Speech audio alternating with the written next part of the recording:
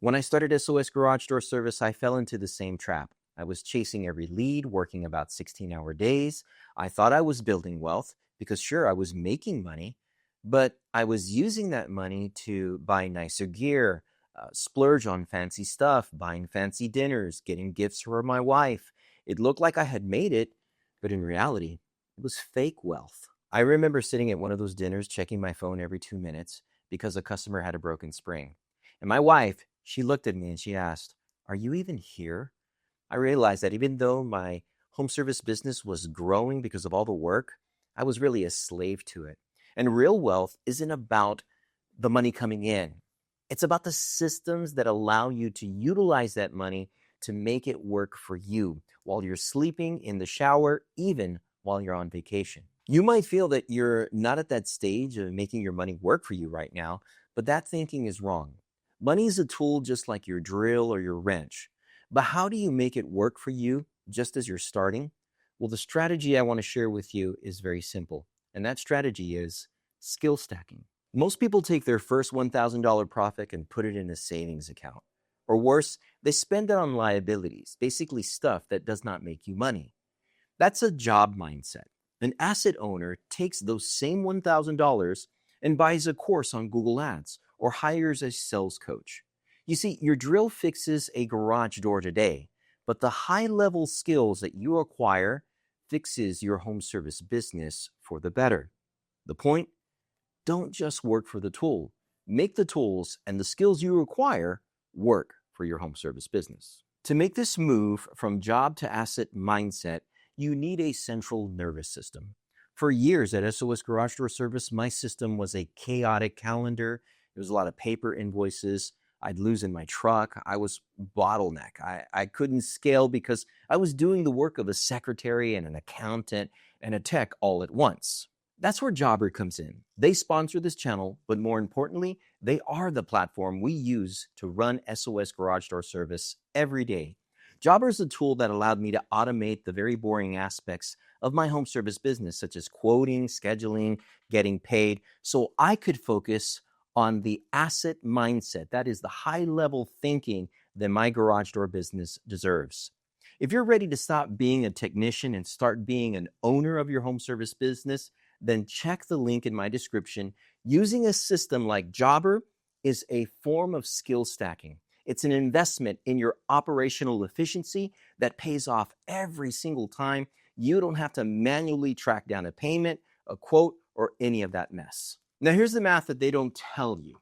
A job mentality means that you're capped out on how many garage doors or faucets or AC units you're going to fix in a day. But an asset mentality means that you're going to invest into systems so that way you can work on the business versus working in the business. Does that make sense? See, suddenly you aren't just some guy with a truck and a ladder. When you position yourself that way, you become a valued service provider for a whole community of people that rely on your services. Okay, so let's kind of put that into perspective. Unfortunately, I don't have a top camera here, but basically you are a tech, okay? And the tech is going to have, all right, you're the tech, you're going to have 24 hours in a day. Now, you're going to need what? Let's go ahead and break that down. You're going to need at least 8 hours of sleep. We'll put that 8 hours of, I cannot write backwards, sleep. 8 hours of sleep. So you got 16 hours to work. 16 hours of doing work.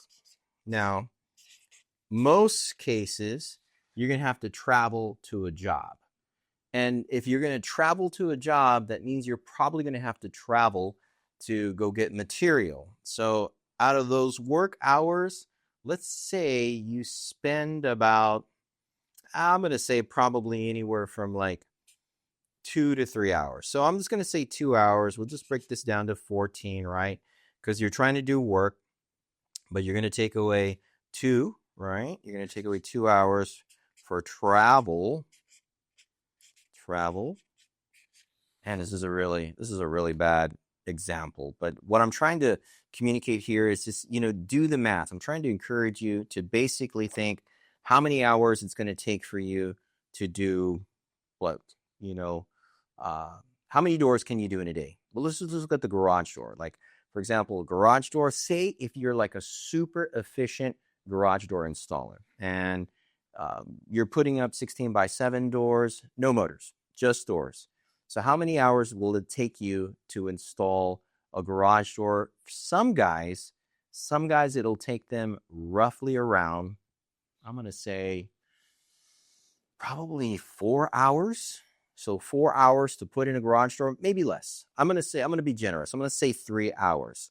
So how many doors can they do in a day? So if you're doing 3 hours, right here, if you did 3 doors, or 4 doors actually, if you did 4 doors, so we're going to say you're doing 4 doors, door installs, okay? Doing 4 door installs, well, that's going to be basically you're doing it 3 hours a piece, right? 3 hours. 3 hours a piece, those doors. Gosh, that's 12 hours right there. That's 12 hours that you're installing garage doors. 12 hours of installing garage doors, 3 doors. How much are you making, you as an installer, on those doors? I mean, it's going to be good money. I would say in our case, maybe if we're doing 3 in a day or 4 in a day, 4 doors in a day, yeah, we're making pretty good money. But think about all that time that you're putting into it, all of the travel, all of the work. You're going to get tired pretty quick. So again, you want to think about a system that you can basically take this and kind of duplicate yourself. You want to be able to take 3 techs, all right? Let's just say you take 3 techs. And if you're going to hire techs, that's fine. Maybe you just want to start out with like doing subs. Maybe you just want to be able to utilize some subs that can work for you on a specific time frame for specific days. You still might have to, so we have the same 24 hours, right? Same 24 hours. I'll put that there, same 24 hours. Okay. You know that you're going to sleep, but now, technically, you're going to be utilizing these 3 techs to buy back your time. And with the skills that you've acquired to be able to set up the jobs, to be able to schedule the parts, be able to schedule the time frames and all that, all you're doing is just pretty much just project management. And so think about how those same techs could do, we're going to say that they're going to do 4 doors. 4 doors. Is that even a 4? Let me make sure that looks like a 4. So 4 doors. They're doing 4 doors, and 4 times 3, well, that's going to be 12 total. So 12 doors from 3 specific techs in one day. And we're talking about, that's if we're just being super efficient, we're just being super aggressive and getting door jobs. Yeah, that's going to astronomically, it's going to compound with regards to how much money you're going to make in this scenario. So just look at the math and you tell me, one person doing, basically 4 doors in pretty much 12-hour time frame, to where now you've got 12 doors and with 3 technicians doing the same work for you, building the system, like for example with a CRM like Jobber, you're going to be able to utilize those technicians. You're going to send them the information. You're going to get them what they need. So that way you are, again, working on your business versus working in your business. And there's going to be a certain level of trading time for dollars on your part, but it's not going to be the same 12-hour time frame to where you're actually doing the door, burning out, focusing so much on trying to get this process done and not even being able to pick up a phone call, because trust me, you're going to be on the job, but you're still going to be getting calls, you're still going to be getting customers, and now you have to take that time away to be able to focus on that. In all honesty, I don't even think you should start out with techs if you don't even have a good CSR that's going to be helping you be able to manage those calls. But here's the reality again, and we're just doing the math for you. This is just being able to help you process what you need to do now so that way you can build the systems necessary to make your home service business become an asset and not a job. So stop looking for the easy win. Start building something that lasts. If you're ready to stop working and start owning, then follow along with our channel. I'm showing you exactly how we're turning SOS Garage Door Service from just a job company into an actual home service, profitable home service business company. In fact, we even have a coaching program where we can help you do that if you want to start your own home service business, like a garage door business. I'll have links in the description below. The point is that what we've shared with you, again, is going to enable you to basically get you out of the truck, get you out of that job mindset, and get you working on a system so that way you can build a profitable home service business like the many that exist today. And trust me, the many that do exist, at a time, they were at that breaking point, that failing point.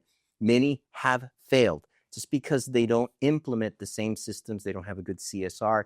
They don't have what they need in order to get customers. In fact, on this channel, we do have a great video on how to get your first 10 customers. So check out that video right there. As always, I want to thank y'all for partying with me.